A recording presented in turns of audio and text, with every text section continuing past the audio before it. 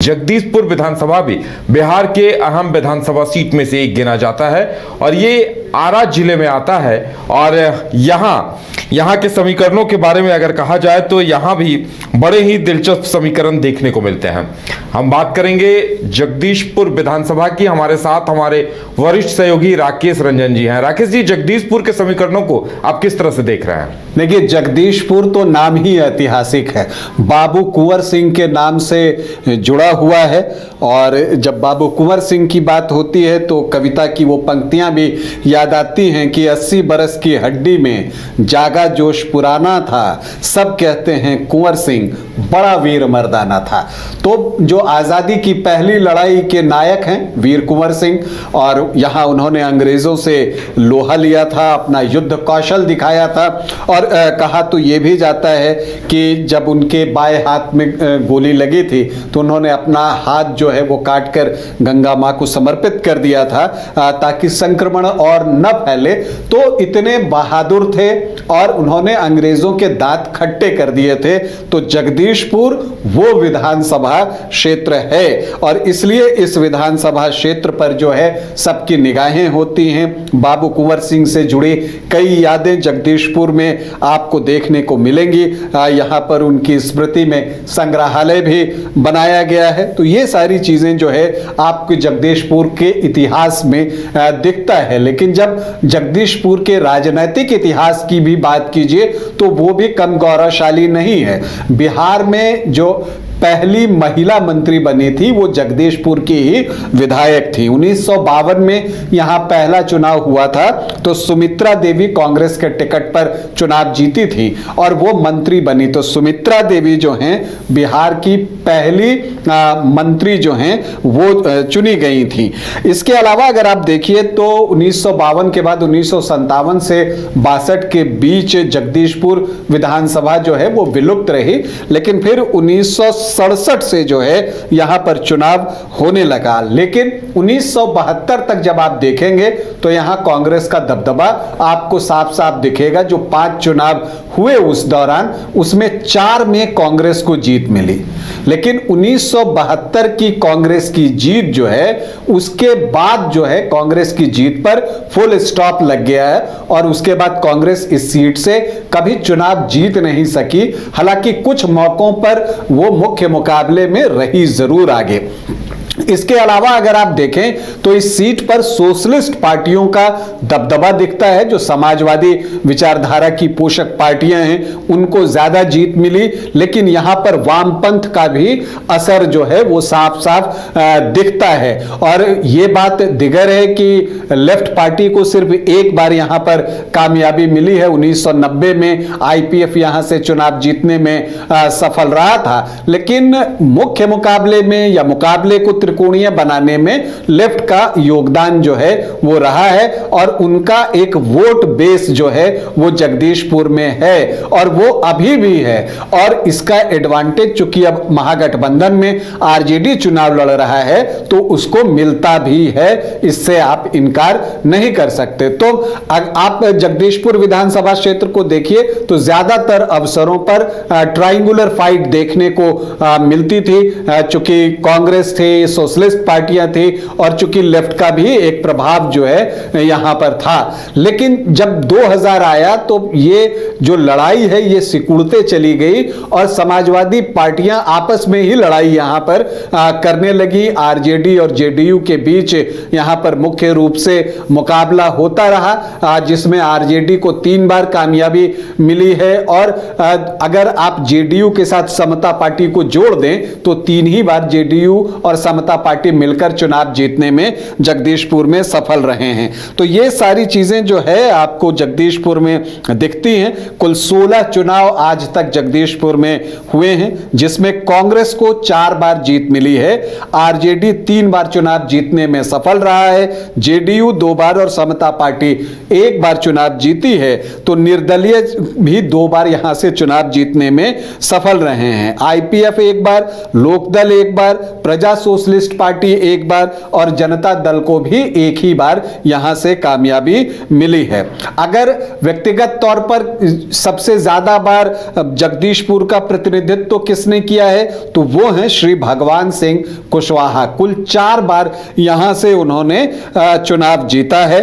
और अगर आप विचारधारा के अनुसार बांट कर देखें तो सोशलिस्ट विचारधारा के लोगों को 9 बार इस सीट पर कामयाबी मिली है, कांग्रेसी विचारधारा 4 बार जीती है और जो लेफ्ट की विचारधारा है उसको 1 बार जो है यहां पर कामयाबी मिली है और निर्दलीय 2 बार जीते हैं।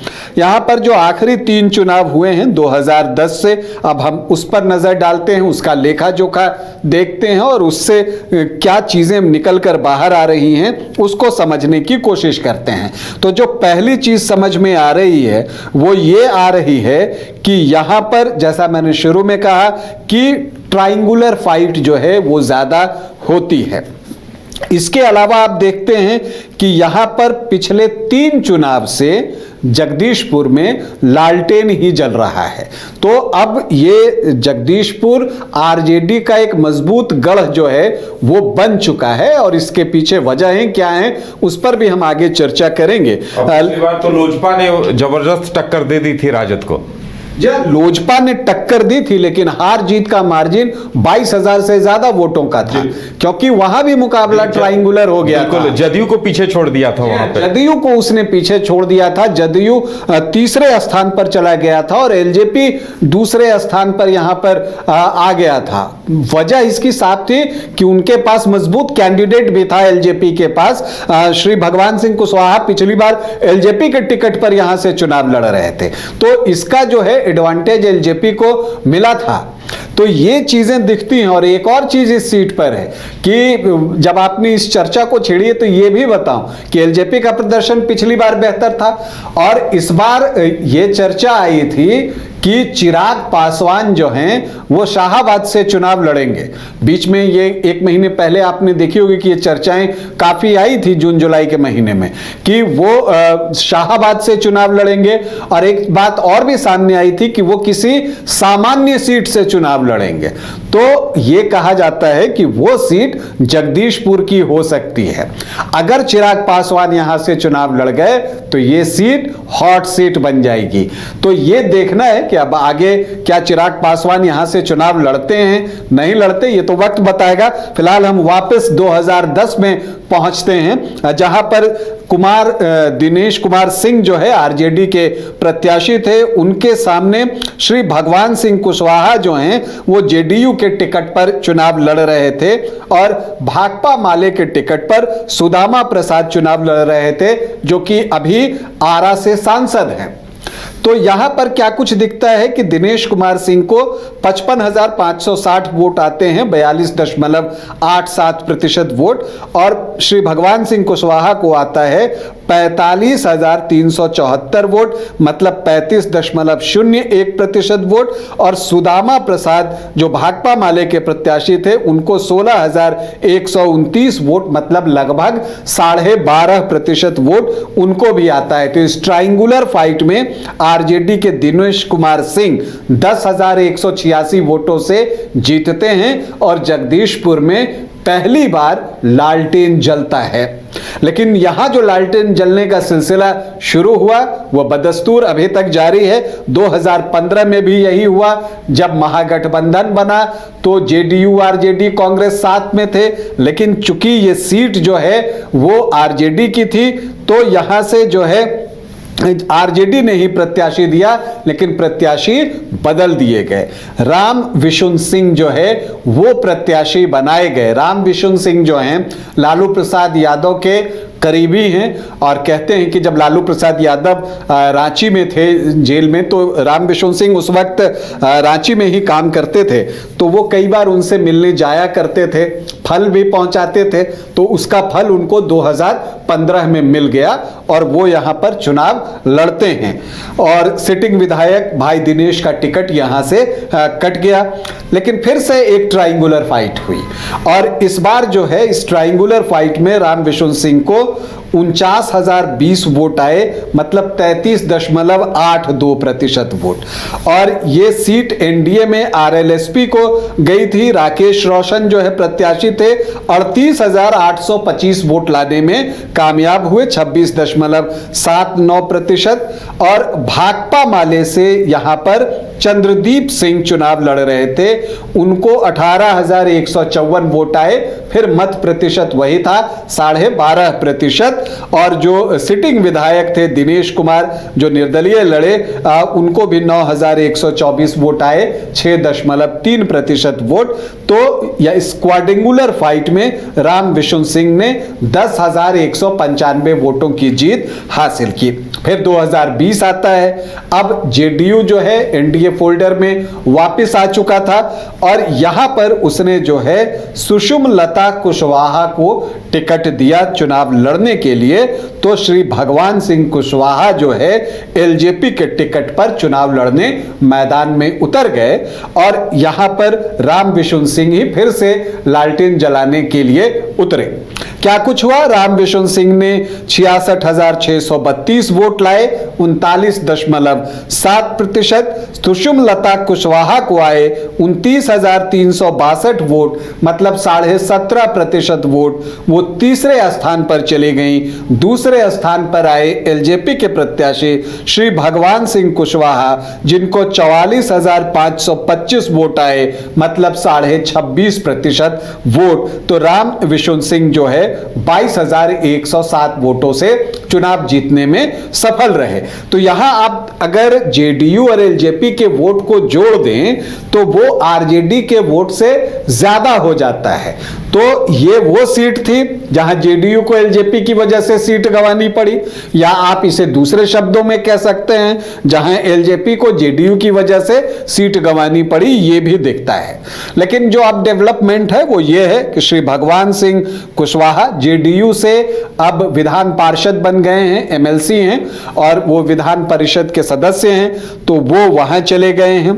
तो दावेदार कौन कौन हो सकते हैं? तो देखिए, जो एक सबसे बड़ी बात है कि जो सिटिंग विधायक हैं आरजेडी के राम विशुन सिंह यादव, संभावना यह है कि इस बार वो चुनाव नहीं लड़ेंगे और उनकी जगह जो टिकट है वो उनके बेटे को मिल सकता है। किशोर कुणाल उनके बेटे का नाम है, राजू यादव के नाम से भी जाने जाते हैं, बहुत सक्रिय हैं अपने क्षेत्र में। और जो अभी इंडिया गठबंधन ने बंद का कॉल दिया था तो उस दौरान भी वो बहुत सक्रिय दिखे। हालांकि जो भाई दिनेश 2010 में यहां से चुने गए थे, जिन्होंने पहली बार जगदीशपुर में लालटेन जलाई थी, वो भी दावा कर रहे हैं। और वो तो यहां तक कहते हैं कि देखिए 2010 में जेडीयू की हवा थी, हमारे विधायक गिनती के थे, बावजूद इसके जो है मैं उस वक्त 10,186 वोटों से चुनाव जीतने में सफल रहा था, तो मेरी दावेदारी बनती है। तो अब देखना है तेजस्वी यादव और लालू प्रसाद यादव किस पर भरोसा जताते हैं। लेकिन एक चीज और भी डेवलपमेंट हुआ है, जो सुषुमलता कुशवाहा पिछला चुनाव जेडीयू के टिकट पर लड़ी थी, अब वो बीजेपी में हैं और वो भी टिकट की दावेदार हैं, वो भी जनसंपर्क कर रही हैं। चुनाव प्रचार जो है उनका चल रहा है, जनसंपर्क चल रहा है। तो अब जेडीयू और बीजेपी में से ये सीट किसे जाती है और जेडीयू लड़ता है तो उसके प्रत्याशी कौन हो सकते हैं? तो उसमें फिर से श्री भगवान सिंह कुशवाहा का नाम सामने आ रहा है, क्योंकि वो भी लोगों के संपर्क में हैं। हालांकि वो एमएलसी हैं, लेकिन बावजूद इसके उनके नाम को आप नकार नहीं सकते, इंतजार करना होगा। या ये हो सकता है कि जेडीयू ये सीट बीजेपी को दे दे लड़ने और किसी और सीट की वो डिमांड करे। तो क्या होता है इसके लिए अभी इंतजार करना होगा। जैसे जैसे समय आगे बढ़ेगा बहुत सारी चीजें जो है वो स्पष्ट होते चली जाएंगी। अब अगर हम यहाँ के जातीय समीकरण को देखें कि वो क्या हैं और क्या कुछ हमें बता रहे हैं, तो आप देखिए यहाँ पर जो एससी वोटर्स हैं वो 14.99% हैं, मतलब 15% के आसपास अनुसूचित जाति के वोटर्स हैं। इसके अलावा यहाँ मुस्लिम 5.4% हैं। जो यादव वोटर्स हैं वो 24 से 25% हैं। तो आरजेडी की जीत के पीछे एक बड़ी वजह यह है कि लगभग ये 30 से 31% का चंक जो है एमवाई का वो बन जाता है, और जब इसमें कुछ वोट आकर और जुड़ जाते हैं और आमतौर पर यहां ट्रायंगुलर फाइट हुई हैं तो उतने वोट पर्याप्त होते हैं लालटेन जलाने के लिए। तो इसी वजह से यहां आरजेडी को पिछले 3 चुनाव से जीत मिल रही है। दिलचस्प तो ये तब होगा जब अगर आमने सामने की लड़ाई होती है तो फिर उसमें क्या होता है ये देखना दिलचस्प होगा। दूसरी वजह आरजेडी के जीतने की ये भी है कि अब उसका गठबंधन जो है वो भाकपा माले से है, और भाकपा माले का पहले तो एक जोर था और आईपीएफ यहां से चुनाव जीती भी थी, लेकिन आप देखिए कि वोट कम होने के बाद भी 12.5-13% उनका यहां पर मत रहा है। और चूंकि भाकपा माले कैडर बेस्ड पार्टी है तो जो भी कैडर बेस्ड पार्टी होती है उसका वोट जो होता है वो कैडर वोटर होता है, तो वो भी पूरी तरह से ट्रांसफर होता है। तो यहां पर आरजेडी और भाकपा माले का जो कॉम्बिनेशन है वो बहुत डेडली कॉम्बिनेशन है और इसका फायदा आरजेडी को मिलता है। यही वजह है कि पिछले चुनाव में भी शाहाबाद में महागठबंधन का प्रदर्शन बेहतरीन रहा था। तो उसी चीज को दोहराने की कोशिश यहां पर महागठबंधन के द्वारा होगी। हम आगे बढ़ें, देखिए राजपूत यहां 10 से 11% हैं, भूमिहार 4 से 5%, ब्राह्मण 4.5 से 5.5%, तो 18 से 20% वोटर जो हैं वो सामान्य जाति से हैं। कुशवाहा वोटर्स की संख्या भी यहां अच्छी है, 11.5 से 12.5%, और कुर्मी 3 से 3.5%। मतलब इन दोनों को आप जोड़ दें तो 14 से 16%। यही वजह है कि जब एनडीए के टिकट पर श्री भगवान सिंह कुशवाहा लड़ते हैं तो वो 4 बार इस विधानसभा का प्रतिनिधित्व कर चुके हैं, और भगवान सिंह कुशवाहा लड़ते हैं तो जो एकमात्र जीत यहां पर आईपीएफ को मिली है, लेफ्ट को मिली है 1990 में, तब वो जीत श्री भगवान सिंह कुशवाहा ने ही दिलाई थी। तो उनकी एक पैठ इस क्षेत्र में है, इससे इनकार नहीं किया जा सकता। तो एक वो है, वैश्य भी 8 से 10% हैं। तो जो एनडीए के परंपरागत वोटर्स हैं उनको जब आप जोड़ेंगे तो वो लगभग 43 से 45% के आसपास पड़ते हैं। तो आप पिछली बार का ही देख लीजिए, 17.5% जेडीयू सुषमलता कुशवाहा और 26.5% श्री भगवान सिंह कुशवाहा। तो अगर आप इसे जोड़िए तो ये आपको लगभग 44% के आसपास का आंकड़ा पहुंचता है। तो वही चीज वहां पर आपको दिखती है। लेकिन बात यही है कि जब अलग अलग अगर होके आप लड़ते हैं तो उसका नुकसान उठाना पड़ता है। तो इस बार अगर एनडीए में एका रहे तो एक मुकाबला यहां पर बन सकता है। हालांकि लोकसभा के चुनाव में यहां सुदामा प्रसाद जो कि भाकपा माले के प्रत्याशी थे उनको 20,000 से ज्यादा वोटों की लीड मिली है दिग्गज नेता आरके सिंह के खिलाफ। तो उसकी एक बड़ी वजह यह थी कि जो आपको यहां वैश्य वोटर्स हैं उन्होंने सुदामा प्रसाद को वोट किया था। इसके अलावा जब आप सामान्य जाति के वोटर्स और अन्य जातियों के वोटर्स को आप काउंट करते हैं तो इसमें से बहुत सारे, चूंकि यहां पर लेफ्ट का एक प्रभाव था तो इन जातियों के लोग भी जो है भाकपा माले के कैडर रहे हैं, तो उनका वोट भी जो है वो आरजेडी की तरफ शिफ्ट होता है, ये भी देखने को आया है। इसीलिए जगदीशपुर में इस बार अगर आमने सामने की लड़ाई हुई तो मुकाबला बिल्कुल कांटे का होगा। अब इसमें देखना यह दिलचस्प होगा कि जनसुराज किसे प्रत्याशी बनाता है, क्योंकि वो किस जाति से प्रत्याशी दे रहा है उस पर परिणाम बहुत कुछ निर्भर करेगा कि जनसुराज का प्रत्याशी किस जाति का है और कौन है, उसका इंपैक्ट क्षेत्र में कितना है। तो इस पर बहुत चीजें जो है वो निर्भर करेंगी। लेकिन फिलहाल अगर जो चीजें दिख रही हैं वैसे में आमने सामने की लड़ाई में जगदीशपुर में एक कांटे का मुकाबला। तो अब देखने वाली बात यह होगी कि जगदीशपुर के समीकरण किस तरह से सामने आते हैं और वहां कौन सा दल क्या रणनीति बनाता है, और दूसरी पार्टियां जो हैं कई वो पार्टियां अपने अपने प्रत्याशी किस तरह से खड़े करती हैं, ताकि महागठबंधन और एनडीए के सामने मुश्किलें क्या कुछ आएंगी इन पार्टियों की तरफ से, यह भी देखने वाली बात होगी।